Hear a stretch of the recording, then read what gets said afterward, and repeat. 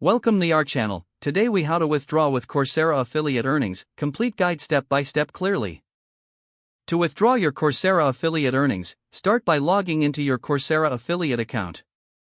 Once logged in, navigate to the dashboard. Look for the Payments section on the left side of the screen.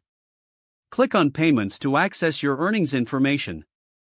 Review your total earnings and make sure they meet the minimum withdrawal threshold. If your earnings qualify for withdrawal, locate the Withdraw button. Click on this button to initiate the withdrawal process. You will be prompted to select your preferred payment method.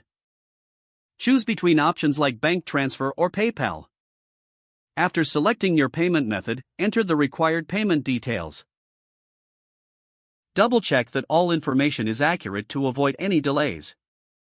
Once you have entered your details, confirm the withdrawal request. You may receive a confirmation email regarding your withdrawal. Allow some time for the processing of your payment. Keep an eye on your account for the transaction status update. After the specified processing time, check your chosen payment account for the funds. If the funds do not appear, refer back to the Coursera Affiliate Help Center for assistance.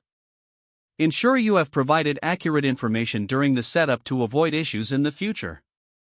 Following these steps should ensure a smooth withdrawal process for your affiliate earnings. If the page does not load, refresh the browser or try again in a private or incognito window. Make sure you are using the correct email address, then retype it carefully to avoid small typos. If your password is not accepted, use the reset option and create a new strong password you can remember. Check your spam folder for verification or security emails, then complete any requested confirmation steps. Enable two-factor authentication if available to improve account security and reduce unauthorized access risk.